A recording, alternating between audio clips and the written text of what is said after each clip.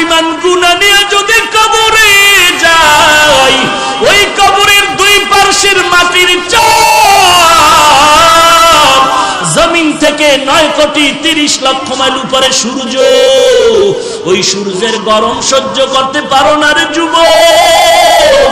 গুনাহগারের মাথার উপরে যেদিন সূর্যটা নেমে আসবে, সূর্যের তাপে গুনাহগারের মাথার মগজগুলো ভাতের মারের মতো ফুটতে থাকবে। ওই সময় সহ্য কেমনে করবি? একটা বেতের বাড়ি দিলে সহ্য করতে পারি না। যদি গুনাহগার হয়ে কবরে যায়, ফেরেশতাদের আঘাত কেমন করে সহ্য করব? চিন্তা ভাবনা করে দেখলাম দুনিয়ার সম্মান টাকা পয়সা কিছুই না।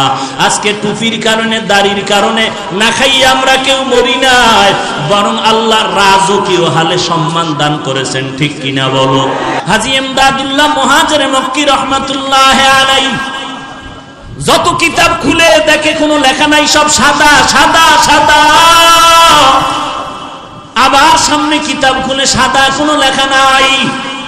এইভাবে করে করে করে করে কোনো কিতাবগুলো শেষ পর্যন্ত হাজী ইমদাদুল্লাহ চলে গেলেন আবার ওই ঝাঞ্ঝানো আল্লাহর ওলি নূর মুহাম্মদ ঝাঞ্ঝানবীর দরবারে গিয়া বলেন, ও ইমদাদ, লেখাপড়া কি শেষ হয়েছে? বলে, ও আমার উস্তাদ শায়েখ আমার, আপনার অনুমতি নিয়ে যত কিতাব পড়ার জন্য আমি চলে গেলাম, ওখানে গিয়ে আমি কিতাব খুলিয়া দেখলাম পড়ার জন্য। জানি না আল্লাহর কি কুদরত, একটা পৃষ্ঠার মধ্যে কোনো লেখা নাই। যেটা দেখি কেলাপ সব কিতাবগুলো সাদা সাদা সাদা। একটা কিতাব বন্ধ করি আর একটা খুলি সাদা, একটা বন্ধ করি আর একটা খুলি সাদা। এইভাবে দেখলাম কোনো অক্ষর কিতাবের মধ্যে নাই। নূর মুহাম্মদ ঝাঞ্ঝানবী চোখের পানি ছেড়ে কান্না শুরু করলেন আর বললেন, ইমদাদ, মনে হয় জানো আমার থেকেও তোর মান আল্লাহর দরবারে অনেক বাড়িয়া যাইতেছে। রে ইমদাদুল্লাহ, তোর নাম তো ইমদাদুল্লাহ। ইমদাদুল্লাহ মানে যে আল্লাহর সাহায্য পায় তাকেই তো ইমদাদুল্লাহ বলা হয়।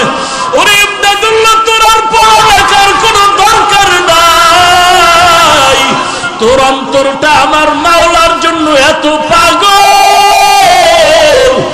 আর লেখাপড়া লাগবে না।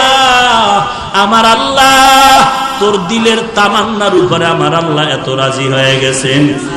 আল্লাহর কাছে দোয়া করি, আল্লাহ যেন ইলমের নূর তোর সিনার মধ্যে ঢেলে দেয়। লেখাপড়া লাগবে